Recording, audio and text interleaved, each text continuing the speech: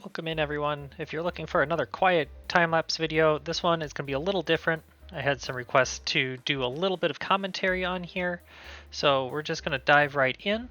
We're doing a Victorian house, and the way that I started was I went for a little bit of a box, and then I added on a front turret, because if Victorians are known for anything, it is no nice straight lines. So you can see I also went ahead and put on a little bit that sticks out on the front, and I'm going ahead and adding in some little bit of porch on the front, again just to help make sure that nothing at all is straight on this house. It is one of my favorite type of houses to look at, but when I was building it I felt like a squirrel because I had to go through and just constantly change everything. So you can see we're actually trying out a different blend of materials here. We're looking at some smooth sandstone with that blue netherwood. I'm just kind of seeing how we liked it a little bit better, and I actually liked it a lot better than the calcite, so I went and swapped all of the calcite with that.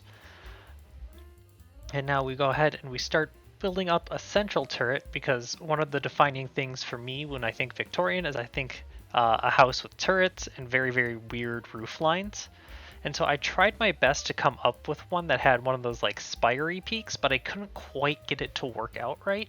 But this is the closest that I was able to get.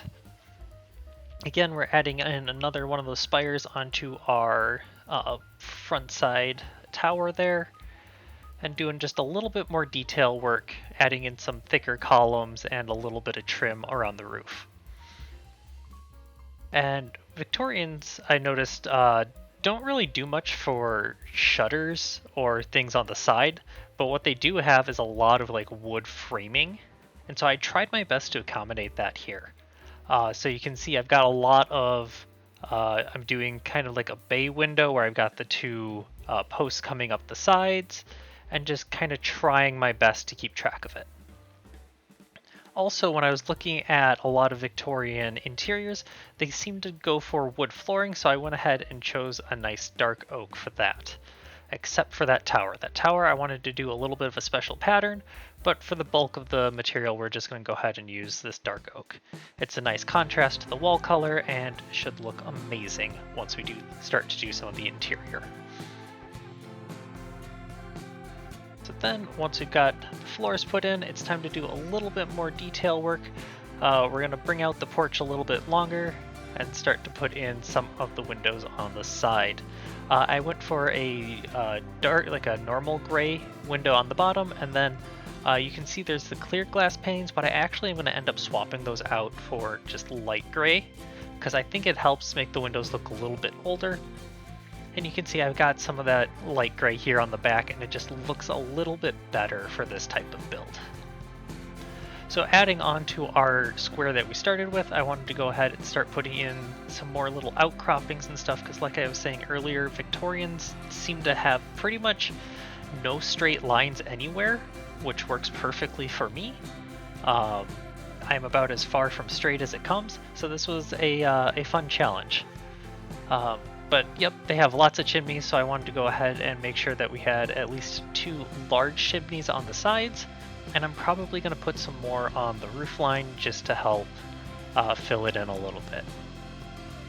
I went for another one of these deep slate roofs. You can go ahead and texture in there a little bit more, but for just the simplicity, I like doing it solid.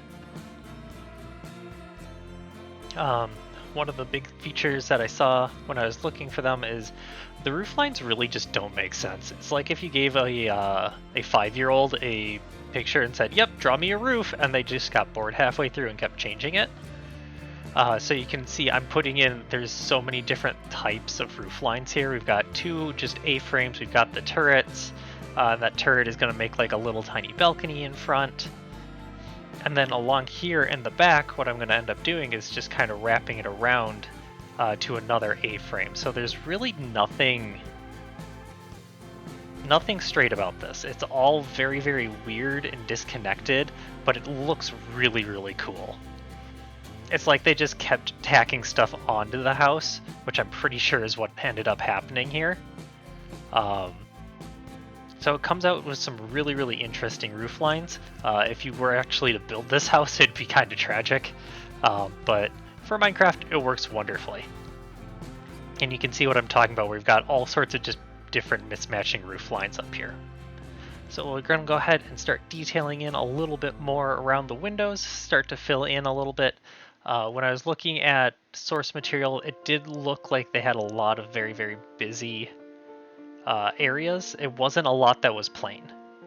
So they used a lot of like crisscrossing lumber patterns and stuff, so I tried my best to do that with the materials on hand. So we're just going to go ahead and use some of this birch fencing, which contrasts very, very nicely with the dark blue. And you can see we're adding in some more of the chimneys on top just to help make it look a little more filled in. So you can see we've got a lot of very, very weird roof lines here. Nothing really straight about it. And then we actually ended up going back and I wanted to redo that front turret. It didn't look quite right for what I was looking for. It looked a little too wide and short. So I added in a thinner third layer with another spire on top, and that really helped to round it out. So this house got a little bit bigger than I had anticipated, but I think it looks a lot better having that third floor on the tower. And you can see that we just kind of wrapped that cut sandstone all the way around. And did some more of that birch detailing against the blue, I think it's nylium wood that we're using for our primary color on this build. Over on the side, we did go ahead and put in another little cutout that we wanted to go ahead and add some more detail in. We snuck in another little window. I did notice that a lot of Victorian houses had like random little windows. They didn't have a lot of like solid wall, which I thought was really, really interesting. And I saw one that had like this circular window, which I thought was amazing, so I tried to fit that in as best I could, but you know, Minecraft doesn't really do circles very well, especially on the small scale, so we only got so far. And you can see in those windows I got that a little bit of a color difference between those dark gray panes and those light gray. I just think it helped add a little bit of contrast between everything, and I'm really pleased with the result. I didn't really like how the normal glass panes looked, so the light gray was definitely a good way to go for an older build. I left this a little bit open for in the back because I wasn't quite sure what I wanted to do with it, and I ended up just going ahead and tacking on another little bit onto the house. I thought it would be like a nice little 3 or 4 seasons porch, and so I just kind of filled it in, and it ended up just becoming another extension of the house, which I think fits the build quite nicely. I didn't do anything too fancy with it, just a few windows and some birch to go with it. So our finished product looks a lot like this. We went ahead and got some of the interior done, and so we're just going to go through a quick tour. Interiors are not my strong suit at all, but did my best. I try to make things look good, but I am more of a outside builder than an inside. So coming in, you have like a classic mudroom and then a sitting room, parlor. A lot of the Victorians that I saw had paintings everywhere on their walls, so I tried to put some in as well. And you've got just like a general living room, family room type thing. I saw a lot of them with this wood runner along the wall, so I've tried to go ahead and put that in with those dark oak trapdoors, and I'm really pleased with how they came in.